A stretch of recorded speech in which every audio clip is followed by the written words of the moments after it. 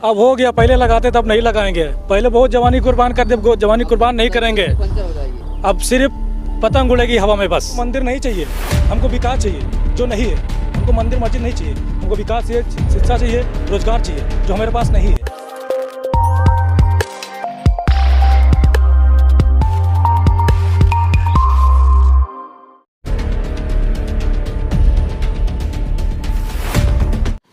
उत्तर प्रदेश विधानसभा चुनाव का बिल्कुल बच चुका है। लगातार हम आपको गांव-गांव, शहर-शहर जाकर जनता के बीच की जो जनता की राय है वो आपको दिखा रहे हैं। आज हम पहुंचे हैं अयोध्या के रुदौली विधानसभा में। यहाँ कुछ लोग हैं, उनसे बात करेंगे और जानने की कोशिश करेंगे कि आगामी विधानसभा चुनाव में वो किसको देखना चाहते हैं उत्तर प्रदेश के मुख्यमंत्री। क्या नाम है आपका? मोहम्मद रिजवान। क्या कहेंगे, क्या माहौल है यहाँ का? माहौल सब एमआईएम के लिए सर। एमआईएम के लिए जी। उन्हें तो कहा जाता वोट कटवा है सर। वोट कटवा कहा, जो कहते हैं कहने दो, उनको कोई फर्क नहीं पड़ता है।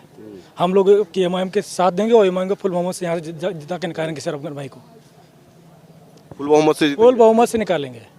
100 सीटों पे तो लड़ रहे हैं आप लोग। 100% 100 की 100 भी निकालेंगे हम, बिल्कुल। इसी अयोध्या के नाम से बीजेपी 2014 में भी सत्ता में आई, 2017 में भी आई, 2019 में भी आई। अब 2022 में कितना मतलब राम मंदिर के नाम पर क्या असर पड़ेगा? कोई सारा असर नहीं पड़ेगा। सब जनता जान चुकी है अब की बीजेपी गई। अब तो मंदिर बन गया। कल फोटो उन्होंने प्रेस वालों को दिखाई, मीडिया वालों हमको मंदिर नहीं चाहिए, हमको विकास चाहिए जो नहीं है। हमको मंदिर मस्जिद नहीं चाहिए, हमको विकास चाहिए, शिक्षा चाहिए, रोजगार चाहिए जो हमारे पास नहीं है। हमको वो चाहिए बस। कौन देगा ये रोजगार? हमारे सदर साहब आएंगे, गठबंधन की सरकार बनेगी तो हमको मिलेगा हमारा हक। ऐसे तो कोई नहीं देगा सर। सब कोई आता है, चुतिया बनाता चला जाता है।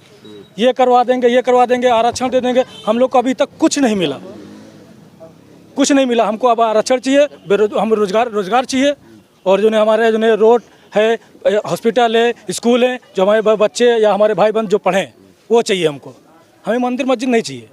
किससे होगा गठबंधन? कोई तो आपको लेने को तैयार नहीं है सर। वो आएंगे, घुटने के बल पे आएंगे वो गठबंधन करने के लिए। अभी हम तो नहीं कर रहे हैं, लेकिन लास्ट में उनको करना पड़ेगा। हम अपने जो 4 पाया होता कुर्सी में, एक पाव बन के दिखाएंगे हम। अरे भैया, सब उनके साथ जा रहे हैं, आपके साथ कैसे आएंगे? सर वो जाने दो उनको। वो तो दल बदलू हैं, कभी इसमें आते हैं, कभी उसमें जाते हैं। उनका कोई ठिकाना नहीं है। कल वो आगे समाजवादी में, कल का वो चले जाएंगे बीजेपी में भी। उनका कोई ठिकाना नहीं है। वो कह रहे हैं कि 85% हमारा, 15 में बंटवारा। स्वामी प्रसाद मौर्य कह रहे हैं। सर स्वामी प्रसाद मौर्य वो कभी इधर ढनकते, कभी उधर ढनकते। उनका कौन भरोसा है? ये सब बीजेपी में भेजे गए हैं, समाजवादी में। ये समाजवादी को ले डूबेंगे। ठीक है सर, ये टिकने वाले नहीं है। जहाँ अगर समाजवादी की सरकार बन रही है तो बीजेपी में चले जाएंगे। इनका कोई ठिकाना नहीं। ये दल बदलू लोग हैं। वो तो कह रहे हैं जिस पार्टी में मैं जाता हूँ उसकी सत्ता बनती है। बसपा इसकी मिसाल है। सर कोई मिसाल नहीं है। उनको बोलने तो उनके सिर्फ बोलते है ना, बोलने से कुछ नहीं होता है। ये जनता जान चुकी है, सब देख चुकी है। अब की हक पे चुनाव वोट पड़ेगा और इंसाफ के लिए वोट पड़ेगा। क्या क्या मुद्दे हैं आपके एआईएम के? सर हमारे मुद्दे हैं बेरोजगारी, रोजगार चाहिए हमको, हॉस्पिटल चाहिए। ये सब एमआईएम करके दिखाएगी। इसके लिए हम एमआईएम को सपोर्ट करेंगे और जिताएंगे यहाँ से। रोजगार का दावा तो बीजेपी करती है। सर वो रोजगार का दावा देखें सर, रोजगार कितना रोजगार दिया? 2 करोड़ की नौकरी की बात की, कहाँ है नौकरी? है नौकरी हमारे पास नहीं है। बेरोजगार कर दिए जो ने, क्या करेंगे सर हम? वो लगवाए उन्होंने तो बड़े बड़े लखनऊ जाके देखी है सर। वो जुमलेबाजों की सरकार है। सिर्फ जुमला बोला जाता है उसके अंदर, बाकी कुछ नहीं है। खोखली है अंदर से, कुछ नहीं है। तो आप भी तो यही कर रहे हैं ना? आपके ऊपर भी तो आरोप यही लगते हैं। सर आरोप लगा, कम क्या कर, आरोप लगाने वाले लगाते रहेंगे, वो तो लगता रहेगा। और जितना आरोप लगेगा उतना ही मेरे लिए फायदा है। लगाते रहो आरोप। क्या फायदा? कैसे फायदा? क्यों? जनता जान चुकी है कि कौन अच्छा है कौन बुरा है। समझ चुकी है जनता। 5 साल जनता है ना, अब जागरूक हो चुकी है। उनके बहकावे में आने वाली नहीं सर। जनता कह रही है, अखिलेश यादव कह रहे हैं कि जनता साइकिल चलाने के लिए तैयार है। सर जब उनका नेता बंद है तब साइकिल नहीं चलाए, तब नहीं धरना दिए। अब साइकिल चला रहे हैं। चलाओ साइकिल से। चलाई तो थी रामपुर जाके साइकिल। अरे सर वो अपने फायदे के लिए चलाई थी। आजम खान के लिए फायदे के लिए नहीं चलाई थी, वो अपने फायदे के लिए चलाए थे। आजम खान को जाके मिल लेते जेल में। अगर उनके हमदर्द होते, उनके नेता थे, वो मिल लेते उनसे। क्यों नहीं मिले? ओवैसी साहब केवल एक ट्वीट किए, भागे चले गए आजम खान से मिलने के लिए। अब जमीन चुराएंगे तो जेल तो जाना पड़ेगा सर। अगले साहब दूध के धुले हुए हैं क्या?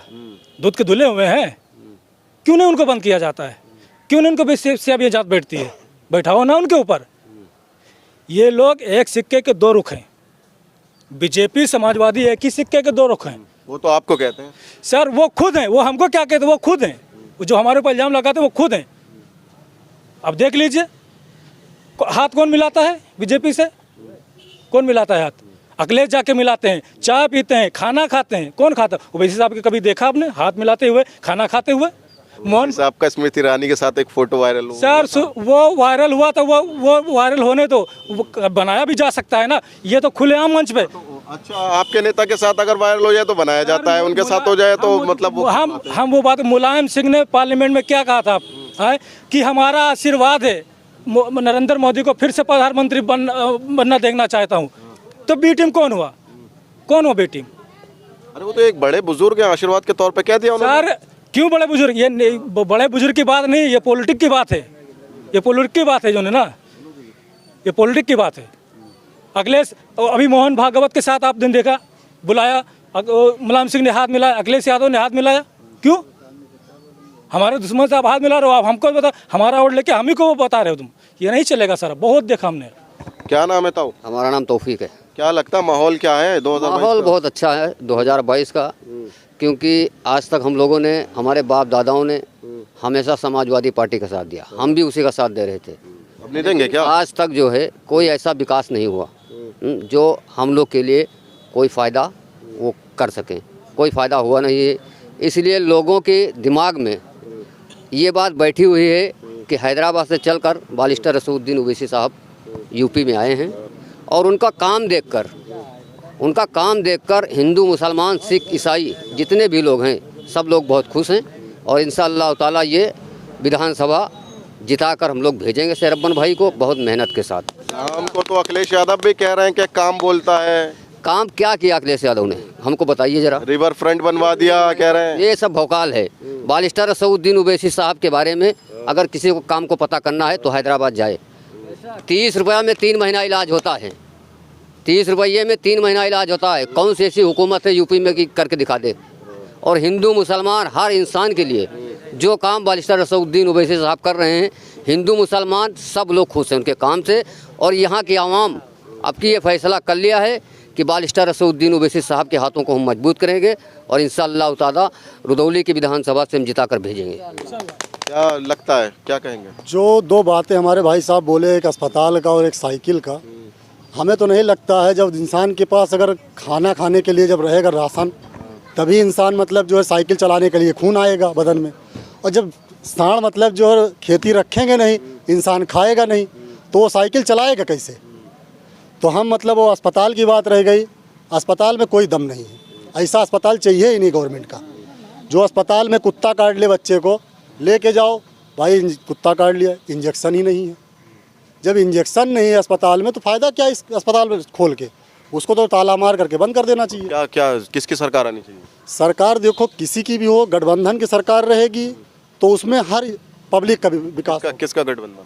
गठबंधन जिसे ओवैसी साहब का है, अगर उनका गठबंधन रहेगा तो हर पब्लिक की मतलब जो है सुनवाई होगी। उनसे तो कोई कर ही नहीं रहा है गठबंधन। वो नहीं कर रहे हैं, अच्छी बात है, लेकिन आगे करेंगे। आज नहीं करेंगे कल करेंगे, कल नहीं करेंगे परसों करेंगे। करना पड़ेगा उनको, बगैर करे वो नहीं सीट निकाल सकते हैं, क्योंकि यूपी की जनता जाग चुकी है।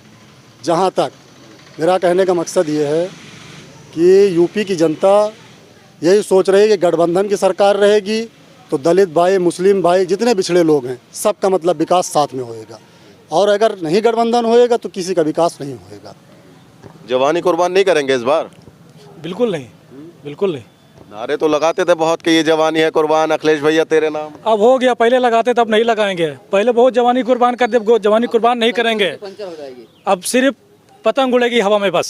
वो कह रहे हैं सपा की हवा है, पतंग हो या हाथी हो, हाथी गिर गया, फूल कीचड़ में धन गया। जब पतंग काटेगी ना तो पता चलेगा। साइकिल तो टूट गई, वो समाजवादी धक्का पार्टी।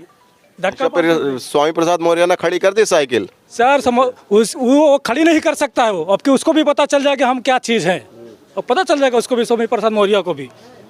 बिल्कुल पतंग उड़ा के रहेंगे। बिल्कुल पतंग उड़ा के रहेंगे। आपके इंशाल्लाह 2022 में पतंग ही पतंग उड़ेगी हर जगह पे। कितनी सीटें लाएंगे 100 में से? 100 में से 100। 100 में से 100? 100 में से 100।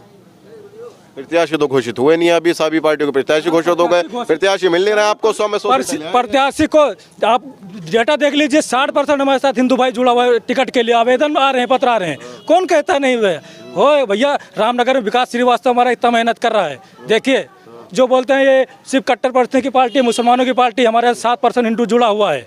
कौन बोलता है? 7% आवेदन हमारे पत्र में आए हैं टिकट के लिए, तो क्यों नहीं उड़ेगी सर पतंग? और उनको गठबंधन में लेना पड़ेगा, वो घुटनों के बल पर दारुसलाम चल के जाएंगे। ये मेरा बात का दावा देख लेना, बिना ओवैसी साहब के सरकार नहीं बन सकती है, और हिस्सेदारी तो हम लेके रहेंगे। मंत्रियालय नहीं चाहिए हमको, मंत्रियालय चाहिए, हिस्सेदारी चाहिए। साथ में कुर्सी उनकी होगी तो मेरी भी होगी, मैं भी बैठूंगा, तुम भी बैठोगे। अरे वो तो दी थी 2012 में। सर किसको दी थी? बैठ तो थे आपके नेता, सारे बैठते थे, बड़े बड़े शफीकुर रहमान बर्क हो गए, आजम खान हो गए। नेता नहीं है वो, मेरे नेता नहीं, वो पार्टी के नेता। अगर मेरे नेता होते तो मेरी आवाज़ उठाते। वो मेरे नेता नहीं है, वो पार्टी के नेता हैं। वो पार्टी की से बात करते हैं हमारे। अगर ऐसा होता तो असेंबली में जब 3 तलाक का मुद्दा आया था या एनआरसी का मुद्दा आया था तो क्यों नहीं बोले? क्योंकि उनके सदर थे ना, उनको बोलने का मौका नहीं दिया। वो बोल नहीं सकते, वो गूंगे हैं। और रहमान तो आए थे, सड़कों पर उतरे सर नहीं, वो सड़कों पर नहीं उतरे थे, वो गूंगे। सड़कों पे उतरने से कुछ नहीं होता। वो जो कानून बनता पार्लियामेंट में बनता, आप क्यों नहीं उठाते वहाँ की आवाज़? पार्लियामेंट में क्यों नहीं बोलते हैं आप गूंगे बन जाते हैं क्योंकि आपको सदर बोलने नहीं दिया। मेरा बैरिस्टर ऐसा है कि कोई भी उसका विधायक हो, बोलने का मौका दिया जाए तो अपने हिस्सा से बात रखो, जनता के हक में बात करो। वो मेरा बैरिस्टर करता है।